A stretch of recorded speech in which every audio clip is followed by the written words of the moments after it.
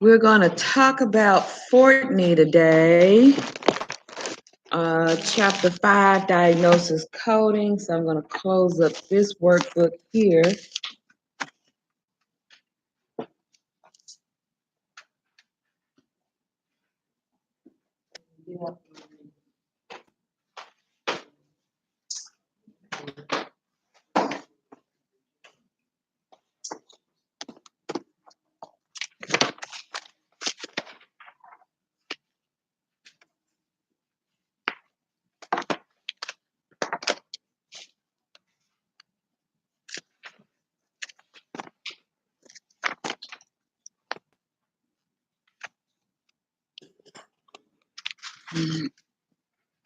Okay, diagnosis coding. So everybody, let's turn to page 123 in your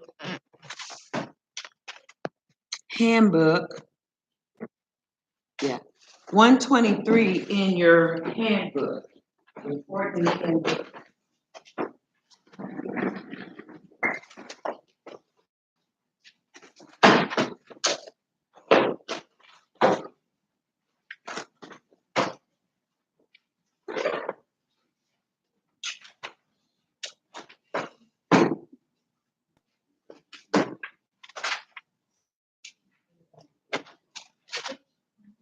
Okay.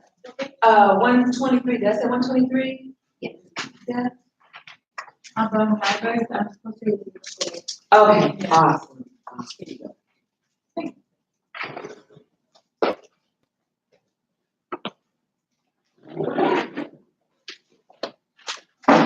Thank you, Steve. Thank you all so much. Is that everybody? Okay. Okay. You got time.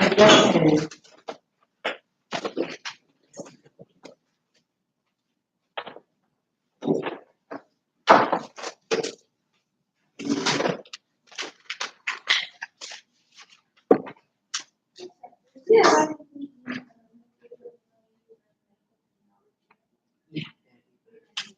Yeah, that's okay. That's sweet of you. Yeah, that's fine, babe. You can email it to me. Do I need to do like I'm drinking? The letter.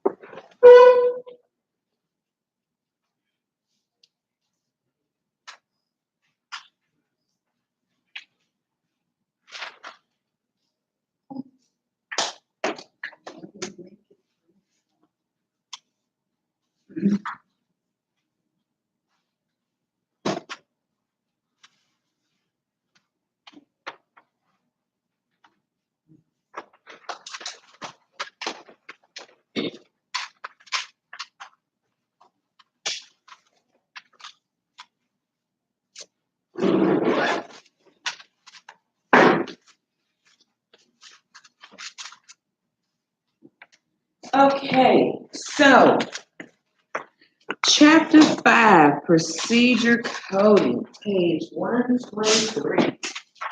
So on the bottom here, we have the key terms for all of what you need. So try to pay attention to every chapter that y'all go to, the very first page, because it has those key terms that'll help you answer the work that you need on your worksheets. Okay, I'm getting a little hot. I'm getting hot flash. Just gotta come out here for a minute. Then I get cold. Then I get to put my jacket back on. Okay. All right. So diagnosis coding. Today is Pink October. Yay! So if y'all think of any fun pink stuff that y'all want to do, that'll be fine. Okay, November 1st is my pink birthday. Okay, so I'm 6-year breast cancer survivor. So if y'all, thank you, thank you. So if y'all want to do anything fun, or drink some pink lemonade, or eat you some pink cupcakes, or whatever makes you happy, that's pink. Think about me. Okay. All right. So chapter 5. Fordney. Okay, so in diagnosis coding, DX means diagnosis. Okay, and in diagnosis coding, you use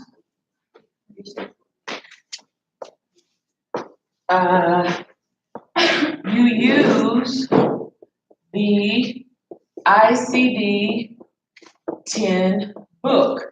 Now, I did a lecture on this in a previous class at the Acres Home location, so I'll probably maybe after lunch or something have y'all to look at that lecture for a little bit, so y'all can see the books and stuff and how I lecture it. Then I'll bring it to you live on tomorrow.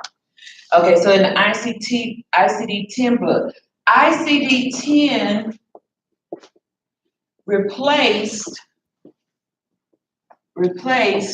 ICD-9 2014. Okay, that's when healthcare reform really made a huge impact, and everything was changed over. So they had to have an incentive plan, and I forgot the name of the incentive plan off the top of my head. I teach about it all the time. They had to have an incentive plan to get physicians and their administrators on board to utilizing the ICD-10, to utilizing the electronic health record, to utilizing using the EDI, electronic data interchange, instead of sending paper claims. Okay, so this was replaced in ICD in 2014. However, the biller, and sometimes the claim insurance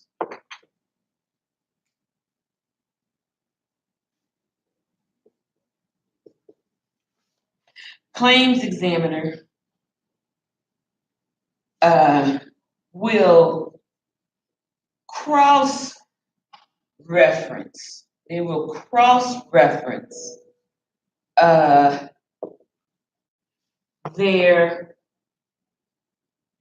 they'll cross-reference their codes utilizing ICD-9 and ICD-10 books. Okay, this is better known as GEMS. We're going to read about that in your chapter. Okay, I forgot what the acronym GEMS mean, but they use that. So they still have the last copy, ICD-9. I think the last copy should have been 2013 or 2014. That should have been the last copy. So sometimes they still may have that. Now, the reason why they update the edition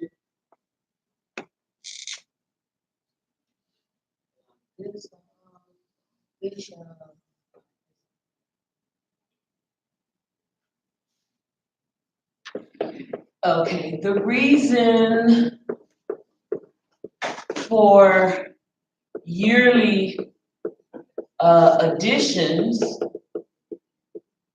of the ICD-10 and when it was ICD-9 was that statistics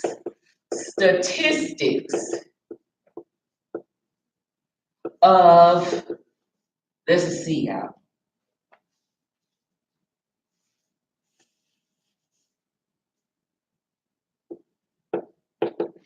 of patient demographics.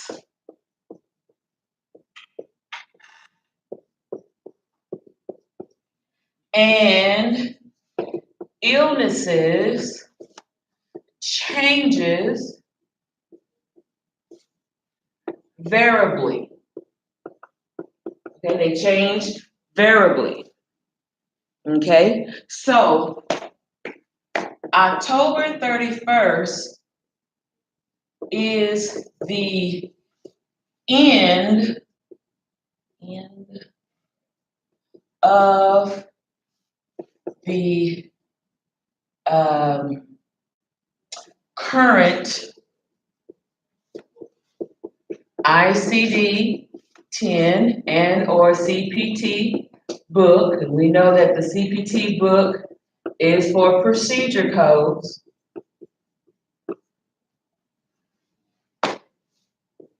And November 1st is the beginning of the new books in their editions.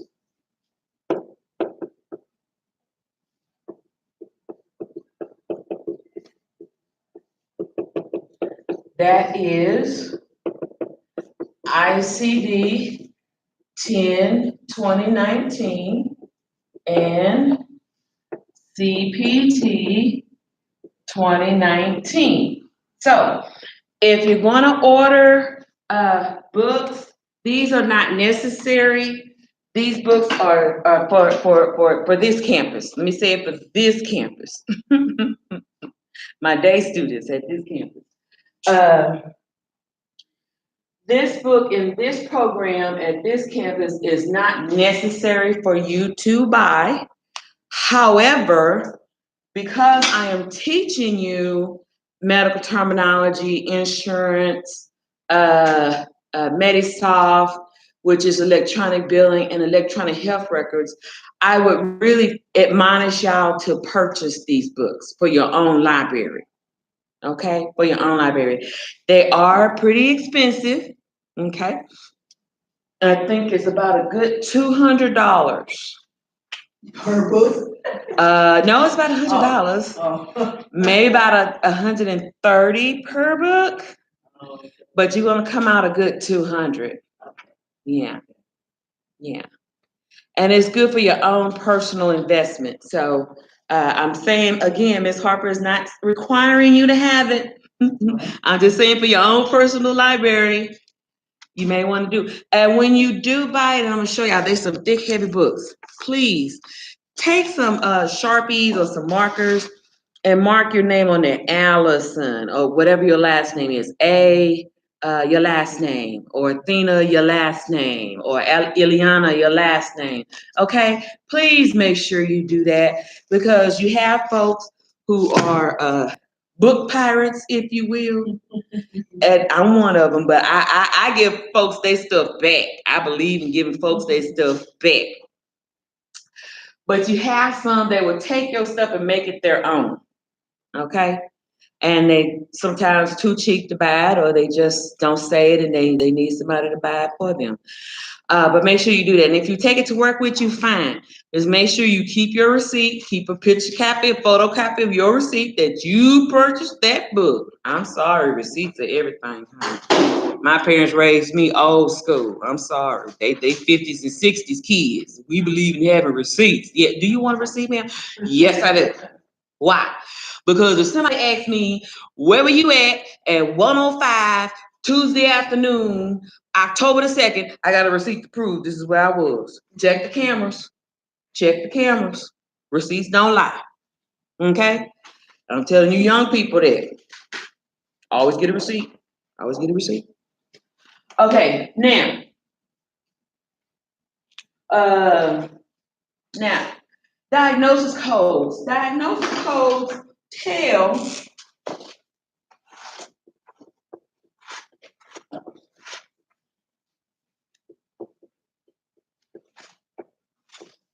what is wrong with the patient, okay?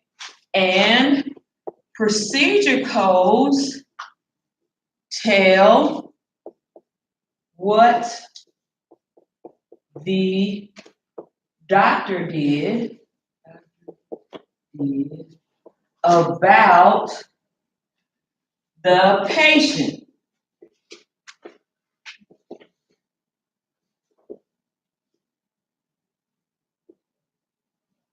Okay, that's the difference. And so in the procedure code, the book we use for the procedure code is the CPT book, which is better known as Current Procedural Terminology. Okay. Okay. ICD-CM, I'm going to give somebody a bonus quiz.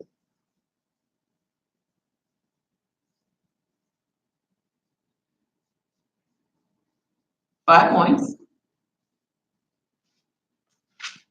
What does ICD mean? And you have to come up here and write it.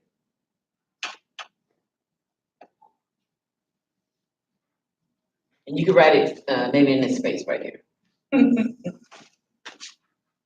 Now what?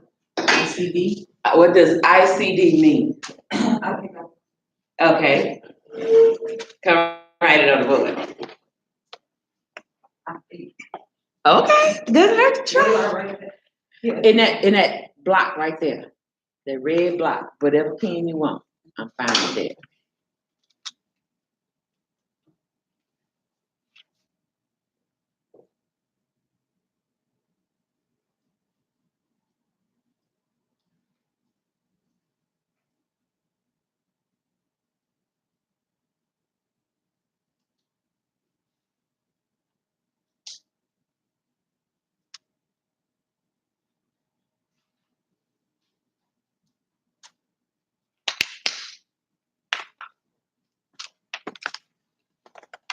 Okay, very good. Let's give her a hand, y'all. International classification. Right. That goes to Kanisha. It said the key terms on purpose. Yes, that's right. You paid attention. Thank you so much. You paid attention. Okay. All right, so I'm gonna use this.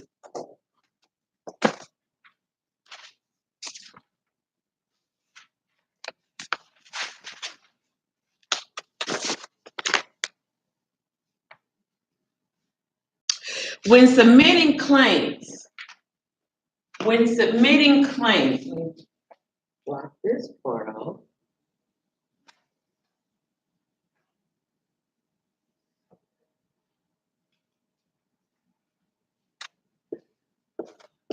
When submitting claims,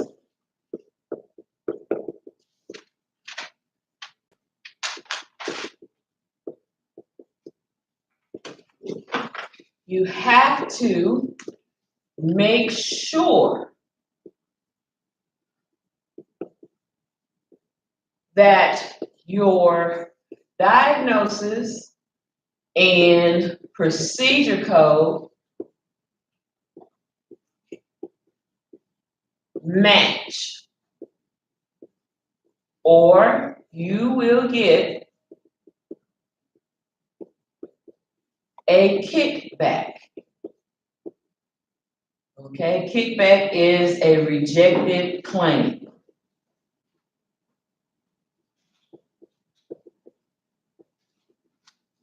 Got it? Okay. So let's talk about the different volumes of the ICD-10.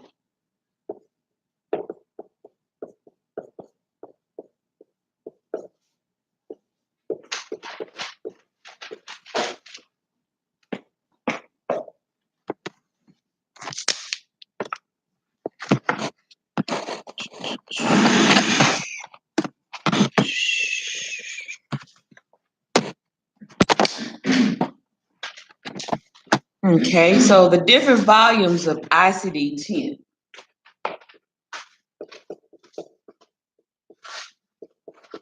And this goes the same for ICD-9. Okay, you have volume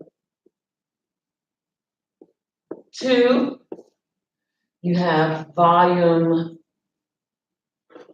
1, and you have volume 3. Okay, now, side note,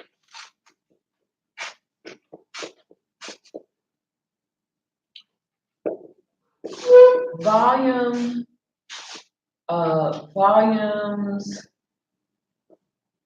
1, 2, and 3 are last published in most and some ICD-9 books. Okay, this is the side note. Okay, now, just want to put that out there. Now, volume 1. I know you're probably saying, Ms. Harper, you got volume 2 listed first, and you got volume 1 and volume 3, and it's the proper place, but you got it backwards. I didn't write the book. I didn't write the procedure. It's just how you have to review it and look at it. Okay, so volume 1 is going to be the alphabetic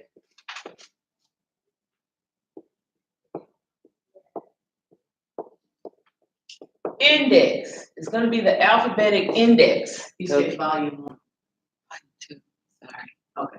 I just want to make sure that it's not Thank you. volume 1. Yeah, thank you, sweetie. Volume 2 is the alphabetic index. So every disease is found according to their condition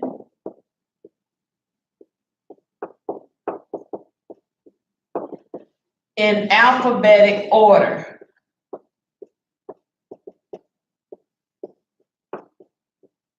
Okay, in alphabetic order.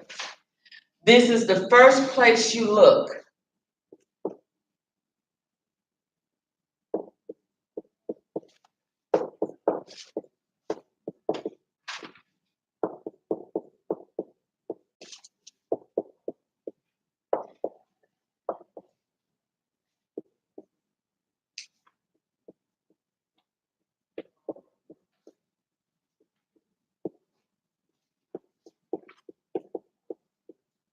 Okay, this is the first place you look. Okay, it's in alphabetic order. If you're looking for bronchitis, it's going to be listed in the B section. If you're looking for alopecia, it's going to be listed in the A section. If you're looking for calluses, it's going to be listed in the C section. Okay, now sometimes in volume 2, they have guidelines to tell you C condition, or see something else, or find it elsewhere. It has a foolproof method of giving you instructions of how to think. So sometimes you have to do wordplay in order to find your disease. Now, if it's something like bursitis, let's say for example, and you went in the B section to try to find bursitis, and you couldn't find bursitis, okay, but it tells you to find the condition, okay? Let me see if I can write it something like this. Okay, so it tells you to bursitis. So it's gonna lead you to find the condition, okay? And so what is the condition of bursitis? What is the suffix meaning of inflammation? Come on, Miss Allison, inflammation. Okay, so that means that you're going to go in the inflammation section, okay? And you're going to look for bursitis. And there you should find it with a code. Are y'all getting that? So you kind of have to do sometimes some word play, okay? If you don't find the exact diagnosis with a diagnosis code and they tell you find condition or see other condition, you got to kind of sit there and think, okay, well, what other condition are they talking about? Well, bursitis means inflammation of the bursa. Would it be under inflammation? Yes, it would be under inflammation, okay? Whatever that suffix kind of gives you a condition of that illness, okay? All right, so very good. I'm just gonna leave that right there, but just know that's just an example of what I'm talking about. Okay, now, let's look at volume 1. I know you're probably saying this hard, but this just don't make sense. I know, sweetie, I didn't write the book. I didn't write the rules, I just teach it. Okay, so this is going to be the tabular list.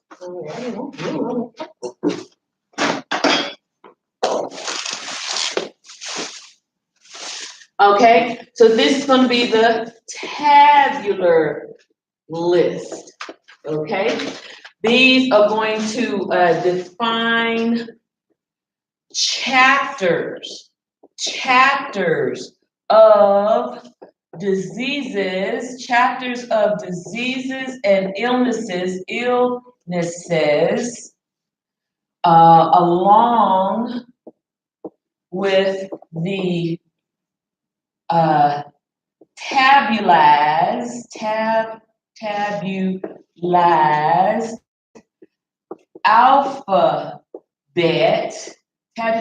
alphabet that corresponds to the disease. Okay? Okay. Now, there's 21 chapters. There's 21 chapters in the volume 1 tabular list. Okay? There's 21 chapters, okay? This area, volume 1 is where you verify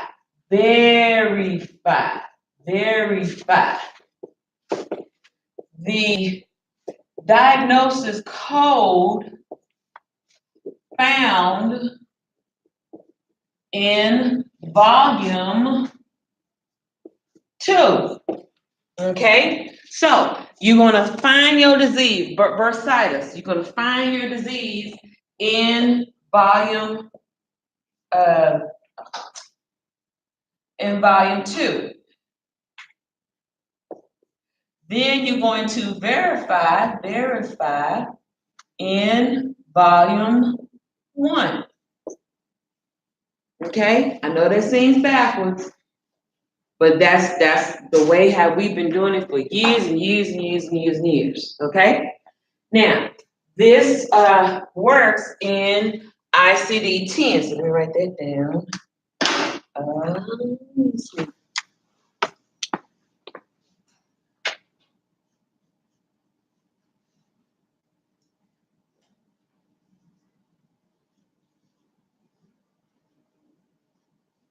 ICD-10 and 9. Now, volume 3. Now, for volume 3, volume 3 is really ICD-10 PCS. ICD-10 PCS. Okay? Procedure coding system. Procedure coding system, you know that? Okay. Procedure coding system. Mhm. So it's really this as of 2014. Okay? Okay.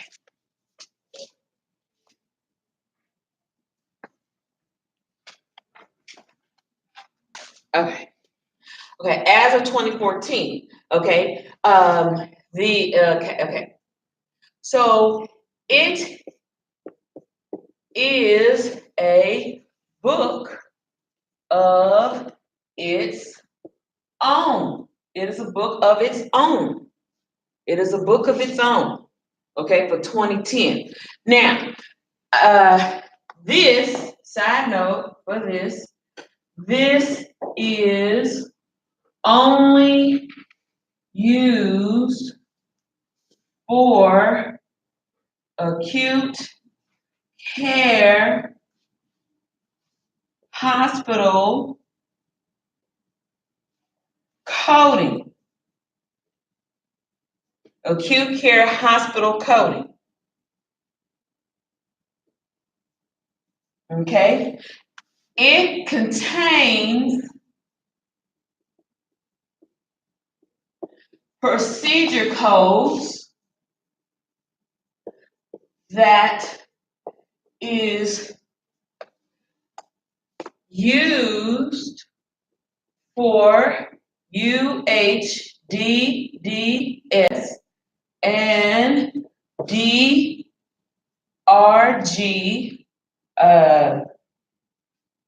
coding weights. Okay.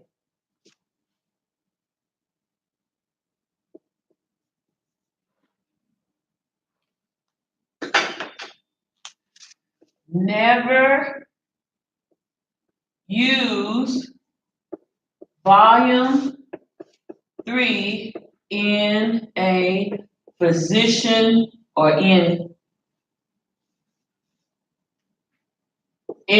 physician billing. Okay? Never use it in physician billing. Okay? If anybody tell you that yes, you can, tell them Ms. Harper say they are lying. Okay? Give them my phone number and my business card so I can charge them for a consult and see what they've been doing wrong in their stuff. Because guaranteed 9 times out of 10, I'm gonna find a lot of messed up stuff. Okay?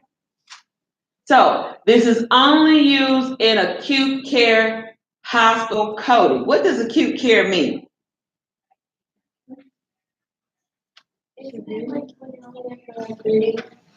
For 3 days, right? As a the kind of patient.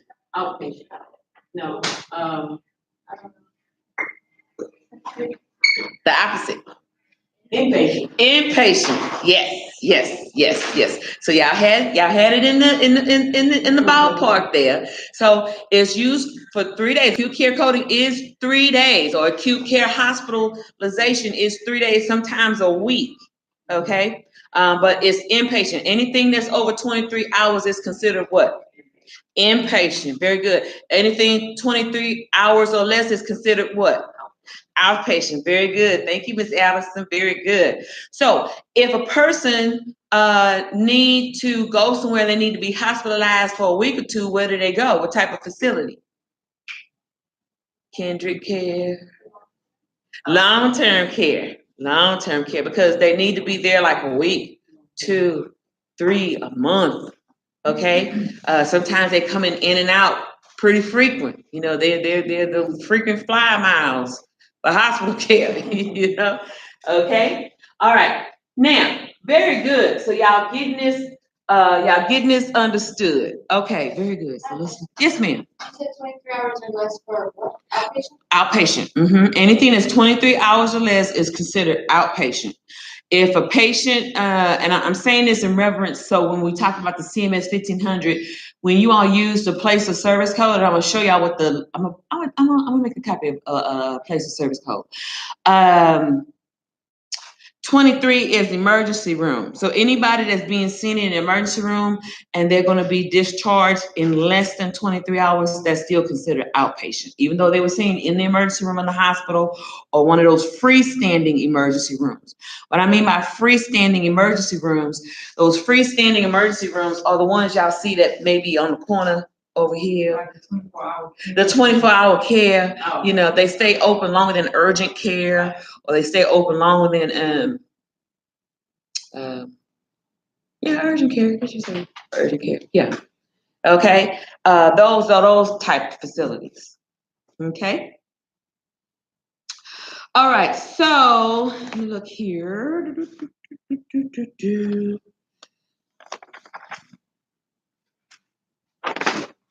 Gotta go through the book here.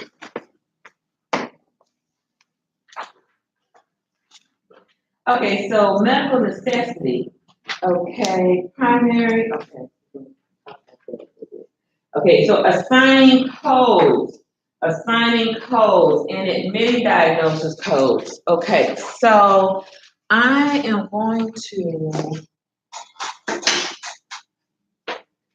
mark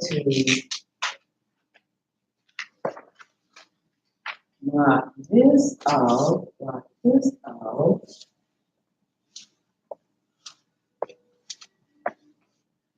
Okay. Now, assigning codes.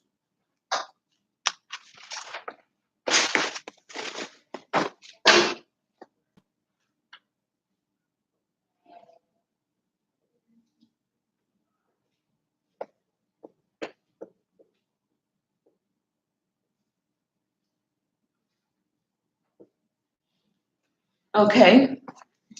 When assigning diagnosis codes, all documented diagnoses that affect the current status of the patient may be assigned a code.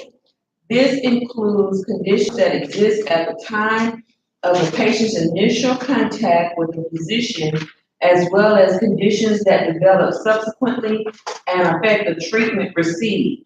Diagnoses that relate to a patient's previous medical problem but have no bearing on the patient's present condition are not coded.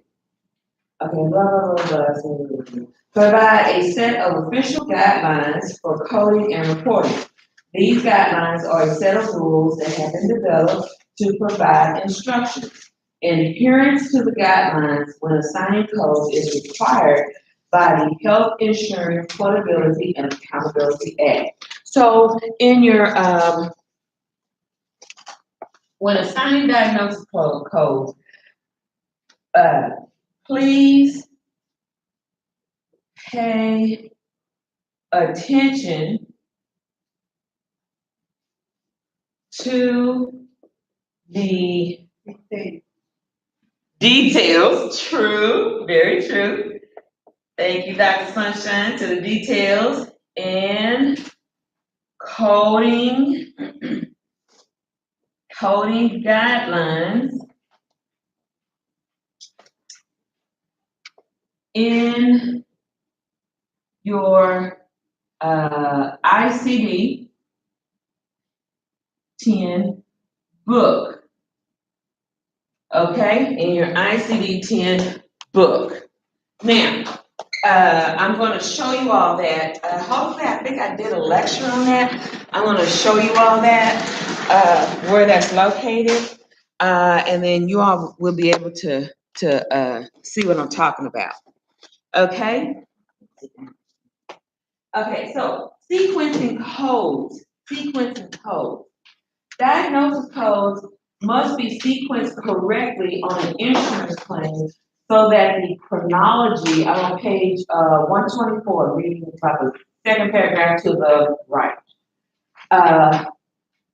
So that the chronology of the patient care event, the main reason of the office visit, and the severity of the diseases can be understood. The primary surgical procedure code must always be listed first. Please highlight that. The primary surgical procedure code must always be listed first, or the primary reason, okay, of why the patient is there must be listed first. Okay, on the claim for full reimbursement and the secondary procedures thereafter, which is paid less than 100%. Now, they're talking about procedure codes, but you have to also do that for diagnosis codes. Let me go back over here. Oh, my foot's starting to get a cramp. Oh. Okay.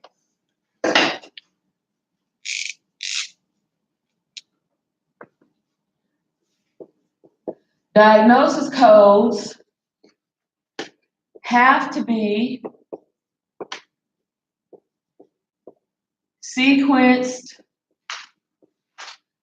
first due to first occurrence of illness. Okay? Then others following. Let me give you an example about what I mean. Okay? Here's an example. Let's suppose the patient came in and they said that they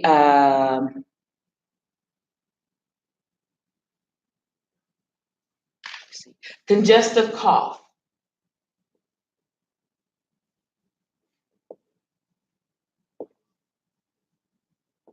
Congestive coughing, they have nasal passage, congestion, nasal running, they have a fever, okay, and itchy throat.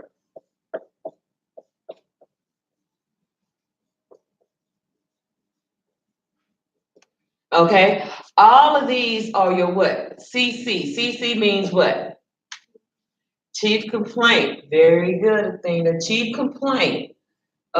Going to do a review of systems. How many systems of the body are there? 11. There are 11 systems of the body. So out of the 11 ratios and proportions, out of the 11, he's going to look at maybe 4. Okay, 4 may be the respiratory system, the immune system, the head nervousness system, and maybe the endocrine system. You know, he may check those things out. So it's 4 out of the 11 he's going to check out. He's not going to check out all 11 systems of the body. He's just going to check out 4 out of the 11. And then he's going to make his determination.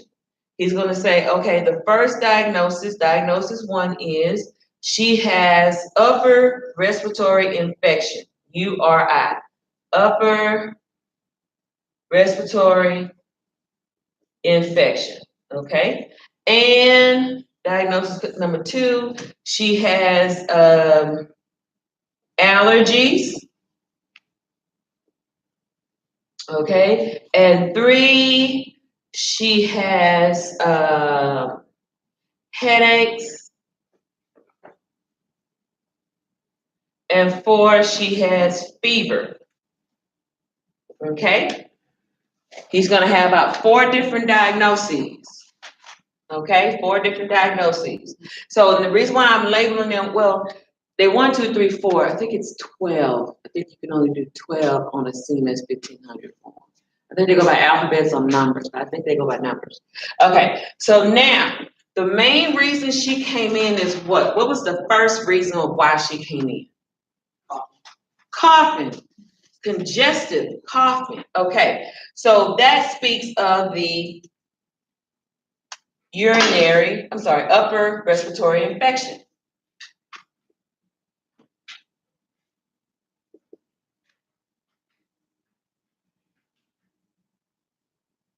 Okay, the allergies, that speaks to the what? To her nose, right? Nose or nasal area. okay? And her what? Itchy throat. Because sometimes the mucus or the sinuses will, you know how we do. Instead of blowing it out, just blow that out. Get it out. Okay? Itchy throat. Okay? Headaches. Headaches speak to what? The fever. Okay? The fever. Okay, so basically maybe he checked out maybe 3 review systems instead of 4. Okay, so now this speaks of the first situation. This speaks of the second and third situation. This speaks of the last 2, the fourth and fifth situation. So these are going to be listed first. Okay, so let's suppose that they return to office. They're going to return to the office for a follow-up. FU means follow-up, not a bad word. I just had to put that out there. Ooh, Miss Harper, you said FU. You know what I mean by FU.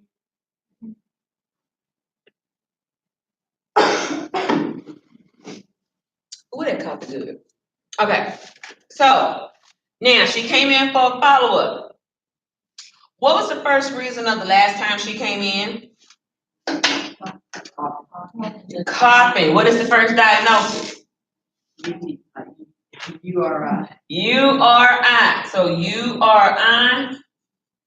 And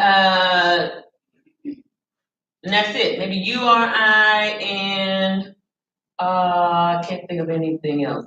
A regular well woman exam, say B06 regular physical or regular exam. Just to be checked out.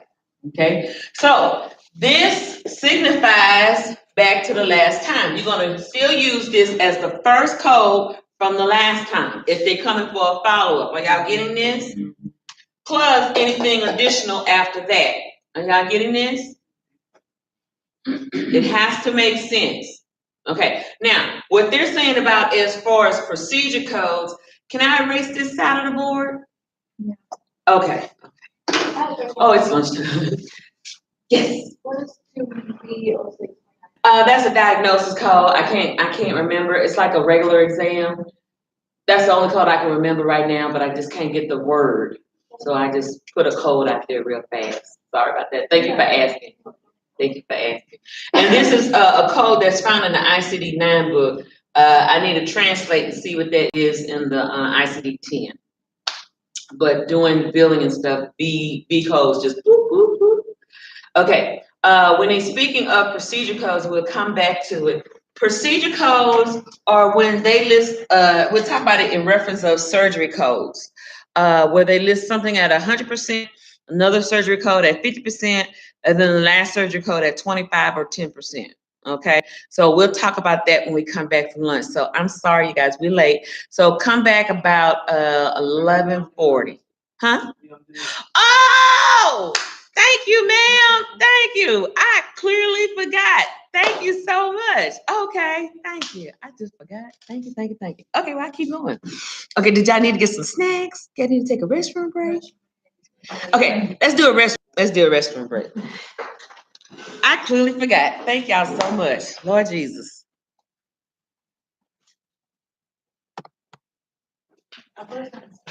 Girl, you a lifesaver. I tell you, you good. You are.